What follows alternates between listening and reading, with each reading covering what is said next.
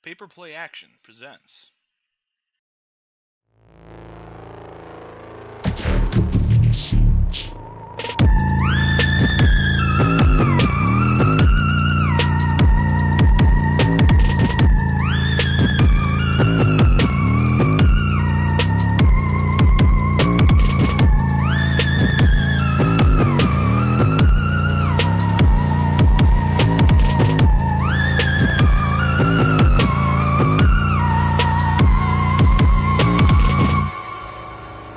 Hello, everybody. I'm your host, Amani Brown, and welcome to Attack of the Minisodes, episode 3, I believe. Actually, I should probably know. I've been editing them, so it makes sense. But check it. We got some new stuff here for you, and as you can probably tell, we've kind of missed a lot. I'm going to be taking a piece out of Andre's handbook, honestly, and just picking and choosing which one we're going to talk about for each of us, because they are more personalized anyway. And as I was going back through some of them, there's like a lot of stuff we missed and a lot of stuff that like isn't worth talking about. So for instance, perfect example being earlier I was looking at Outbreak, the new Outbreak game, Endless Nightmare. I was actually kind of excited because I saw the trailer of a roguelike horror game, well, survival horror game, in the same vein as Resident Evil, because we've talked about our Resident Evils before. We like them. But the idea was that it was a roguelike, and you can have all the camera changes as options. So you can play it in first person, in third person over the shoulder, or you can play it in, I think it was fixed camera angles, which I thought was really cool, only to find out that game is actually hot garbage, and even though it's currently being made by one person, it'll probably improve itself. It's just not in a state worth recommending right now. Therefore, it's probably for the best that I just go through these and pick and choose and try to see which ones I actually enjoy, rather than just talking about the ones that we've missed. That being said, on Paper Play Action, we'll just talk about them regardless. It's more so what got announced and what we saw, as opposed to just straight up individualized topics being picked. But keep in mind, I'll try to keep it broad. First one up, though, is the new Assassin's Creed Valhalla DLC, which at this point, I'm pretty sure a lot of you who care, but if you don't care or didn't know, now you will know.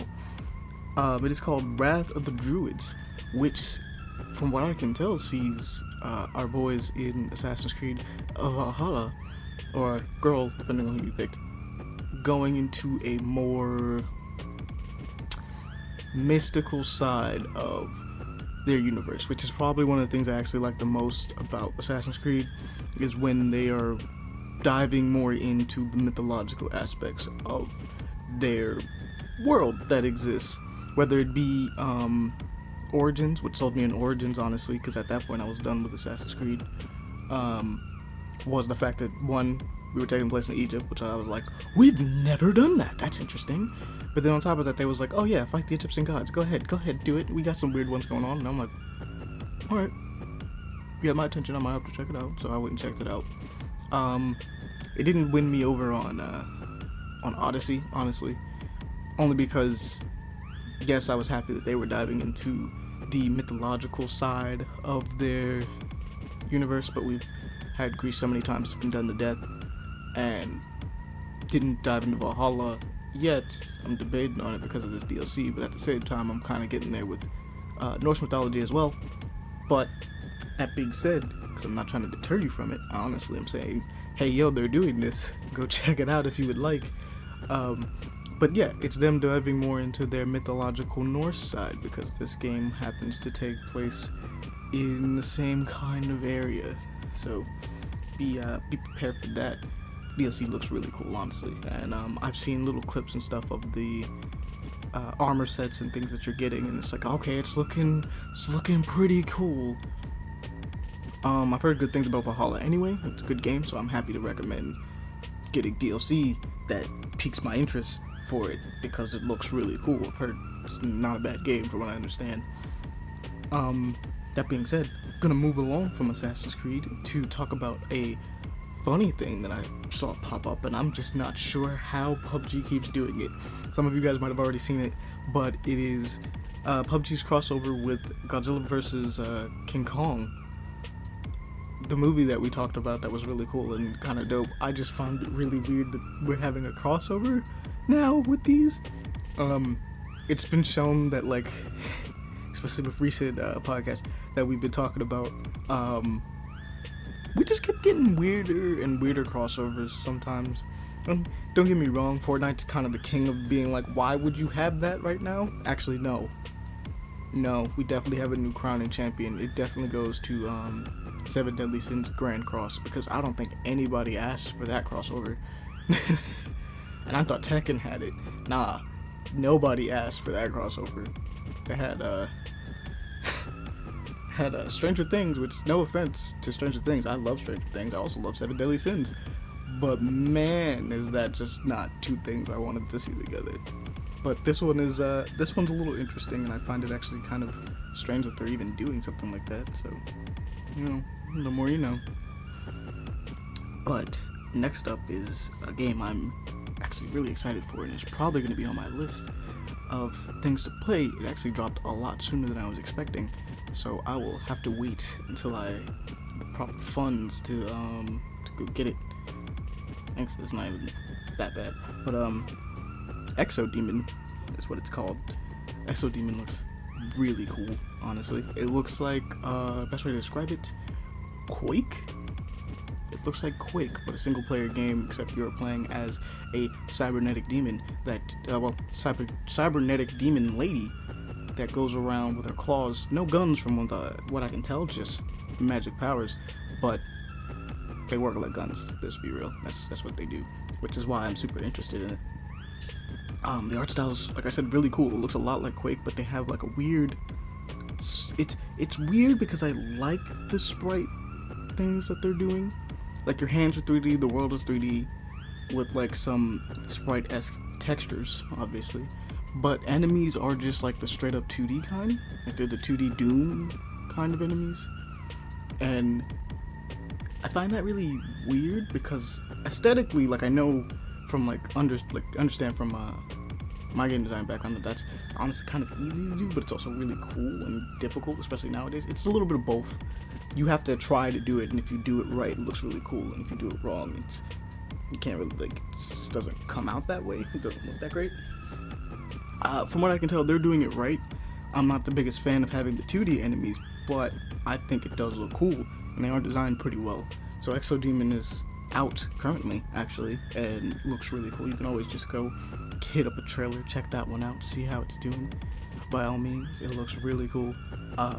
It's on my list. I'm personally going to be getting it. So, you can give that a shot. See how it feels. Give it a shot. Next up is, let me see if I don't butcher this. Getsu Fumaden. This is a roguelike. Apparently, I'm just always hitting you guys with the roguelikes. They kind of are a dime a dozen with indie games, but I'm mentioning this one because it has to be interesting. This has a very painterly style to it as far as art goes. It's not reminiscent. It is the very traditional old Japanese art style. In fact, it tries to do what Okami does in a lot of cases, which Okami to me is like the golden boy of like all of this kind of thing, considering that like that game came out on PS2 and did it so well that I don't think anything has truly topped it. But this is trying to, and I give it all the credit in the world. But if you like Dead Cells, or if you've ever played Dead Cells, this is a 2D side-scroller platformer type of roguelike in which action is key, and you are slashing and hacking and slashing your way through. Maybe you got a crossbow, maybe you got some magic. Just kind of depends on your build going on. But this one looks really cool. Actually, give it a look-see. You might actually be really interested in that one. It looks a little bit slower than Dead Cells, being Dead Cells, because Dead Cells is kind of dummy fast when it wants to be, when you can get a good flow going. But it does look a little bit slower. but it looks visually stunning. So I mean, can't really go wrong. It's also kind of going for a very different feel, obviously. Or Flint Hook. Flint Hook is another one that doesn't represent the art style, but is another one that pretty much has the same kind of 2D roguelike aspect going on. But if you are looking for 2D roguelites, get to Fumiden. Give it a shot, guys. Next up, though, is Scavenger, which I have gotten to see very little gameplay of this game, but the very little gameplay I've seen looks very nice. I am a fan. I am personally a fan. I'll probably be playing this one when I get the chance as well. Right now, it's pretty sure it's in beta, so all you can really do is look it up. If you can sign up for the beta, by all means, go ahead. That being said, Scavenger is, from what I can tell, a battle royale with survival elements. From what I can tell, everything I've seen about it really puts it in that squad survival territory. Very let me say Apex. It's very Apex Your classes, like, each person can choose a character that has like specific abilities and stuff. Not exactly hero, but the movement is interesting because the movement's kind of speedy, but you're not like hopping off of the walls and stuff. You're not doing Titanfall things, but they got you moving. You're moving kind of quick, and I like the atmosphere. We just don't get a lot of stuff that takes place in like a very wintry area where it matters. But this looks cool. Honestly, I would give it a look-see. I think that they're doing. I'm not a huge fan of battle royales, but when cool ideas are being done right, you gotta mention them. And considering that Scavenger is all about you and your squad trying to actually live out here, while also like it has survival mechanics with the weather being a thing and having to go through blizzards and things of that nature, but also trying to fight off other squads who are trying to get stuff as well. It's kind of got a cool thing going on. It's a unique idea, and I love unique ideas. Therefore, I push unique ideas. So no qualms being like, hey, yo, go check this out. And like I said, not a huge fan of battle royales, but there are some that can definitely pique my interest and that I'll check out. For instance, I know there's one on PlayStation that was more melee based. I'm trying to remember what the name was though. I think it was like the Darwin Project. And there is also there was another one. The name just slipped my mind. It's real unfortunate too. There was another one that they had. Oh, there was one that's supposedly in the works. I still don't know what the name is, actually. That's the reason why it slipped my mind, if anything. But it's the Dark Souls one, where it's very steampunk, but you are playing as essentially Dark Souls mechanics, fighting other people as the water rises, as opposed to you guys fighting towards a circle. It's more like the city pushes you to the top, so you're constantly going on other towers and making your way to the top of this area while the water rises and other people are running about getting their stuff together. But Scavengers is the name of it. Definitely looks like it has a way more survival based feel, like you need to stay alive. So by all means, check that one out. Looks really cool. I think I saw Angry Joe playing it at some point, so maybe give him a look. I personally watch him. He's not my favorite for critiques on things. I just kind of disagree with him on some things, but you know, that's kind of the best. Sometimes that's the best thing to have, is someone that you disagree with to talk about something, so that you can at least understand what the other perspective on things are. But for the most part, he does a good job as far as like reviewing things go, so I'm not gonna complain, even if I feel like he's being a little nitpicky. I'm not shooting shots or anything. It's fine. It's good to hear. It's better to have someone comb through it and do that than to have no one do it and no one talks about it. But yeah, okay. So we have at least 2 more things on this list, and I'm excited for them. I guess I'm talking pretty fast. I didn't realize I was going through this list as fast as I was. Which, I guess I'll slow down a little bit. But next up is a movie called Rogue Hostage, which looks really fun. I'm actually super excited for Rogue Hostage. It stars, if I'm not mistaken, Therese Gibson, Yes. Which is known for his work in Fast and the Furious series, which in those movies he plays a far more comical role, but in this one he actually seems to be getting to stretch his acting chops a little bit, do a little bit more serious role. In this movie he's playing ex-military. I think he's Marines, but he's playing ex-military, and he's with him and his daughter are put in a situation in which I would want to say a terrorist cell, but I wanna go back and maybe confirm. Let me go a look-sees real quick.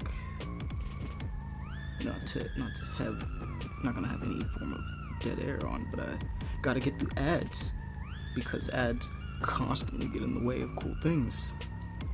But let me skip forward. I think it's a terrorist cell, or it could be just simply.